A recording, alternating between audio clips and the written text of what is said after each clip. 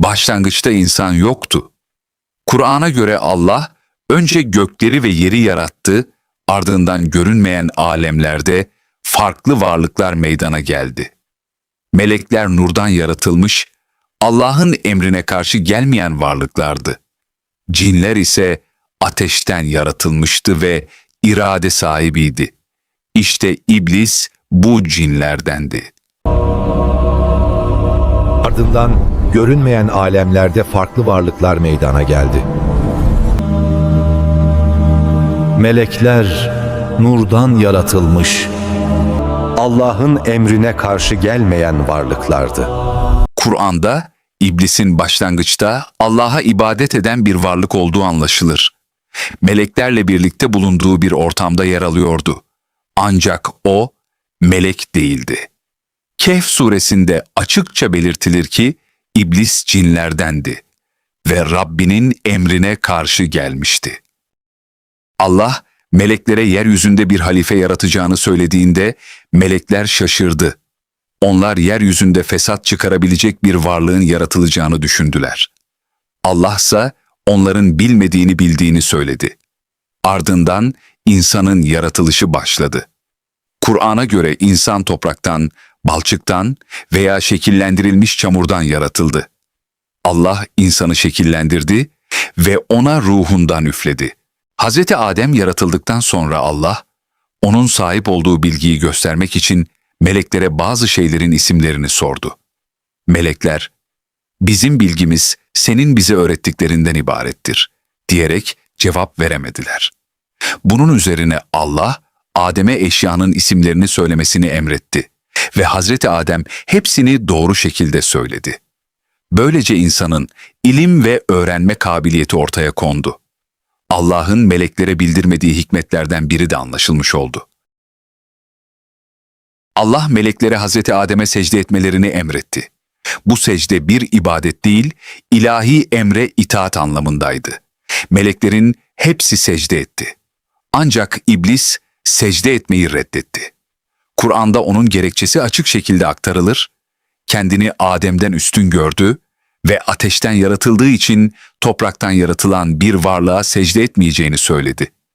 Bu reddediş iblisi kibirli ve isyankar hale getirdi. Allah onu huzurdan uzaklaştırdı. Ancak iblis hemen yok edilmedi. Kur'an'a göre iblis kıyamet gününe kadar süre istedi. İnsanları saptırmak için izin talep etti. Allah ona belirli bir süre verdi ve samimi kullar üzerinde gücü olmayacağını bildirdi. Burada önemli bir nokta vardır. Kur'an'da şeytanın insanı zorlayamayacağı anlatılır. Onun görevi vesvese vermek, aldatmak ve çağırmaktır. İnsan ise seçim yapar. Bu yüzden şeytanın varlığı, insanın imtihanının bir parçası olarak anlatılır. Adem ve eşi cennete yerleştirildi. Kur'an'da da onların her şeyden yiyebileceği ancak belirli bir ağaca yaklaşmamaları gerektiği belirtilir. Tayin. Onlara sınır olarak belirli bir ağaç gösterildi. Şeytan onları aldattı. Sonsuzluk ve bitmeyen mülk vaadiyle yaklaşarak vesvese verdi. Ye şunu. Bileceksin. Tanrı gibi olacaksın. Adem ve eşi yasaklanan şeye yaklaştı.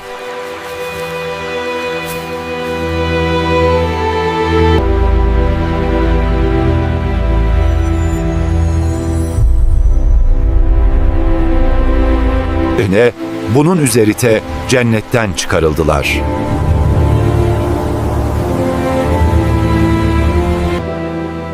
Rabbim, günahımı affet, bana merhamet et. Allah'ım, tövbemizi kabul et ve bize merhamet eyle. Kur'an'da şeytan tek bir yönüyle değil, farklı boyutlarıyla anlatılır. Bazen iblis olarak Allah'a karşı gelmiş bir varlık şeklinde karşımıza çıkar. Bazen şeytanlar ifadesiyle insanları saptırmaya çalışan görünmez veya görünür etkiler olarak anlatılır. Kur'an, şeytanı sadece dışarıdaki bir düşman gibi değil, aynı zamanda insanın iç dünyasında ortaya çıkan vesvese ve yanıltıcı düşüncelerle ilişkilendirir. Nas suresinde kalplere fısıldayan bir varlık olarak tasvir edilirken, Bakara suresinde insanları fakirlik korkusuyla yönlendirmeye çalıştığı belirtilir. Enfal ve Nahl gibi surelerde ise insanların yaptıklarını süsleyerek onları yanlış yollara sürükleyen bir etki olarak anlatılır. Bu anlatım, şeytan kavramının tek bir figürden ziyade insanın sınanma sürecinde karşılaştığı farklı aldatıcı yönleri temsil ettiğini gösterir. Kur'an'da şeytanın peygamberlerle doğrudan sohbet ettiği detaylı anlatılmaz. Ancak peygamberlerin karşılaştığı zorlukların arkasında şeytanın vesvesesi olduğu belirtilir. Hazreti Adem kıssası, şeytanın insan üzerindeki ilk etkisi olarak sunulur. Cennet ve cehennem konusu da Kur'an'da geniş şekilde yer alır. Cennet, iman edenler için ödül olarak anlatılırken, cehennem inkar edenler ve zalimler için bir sonuç olarak anlatılır.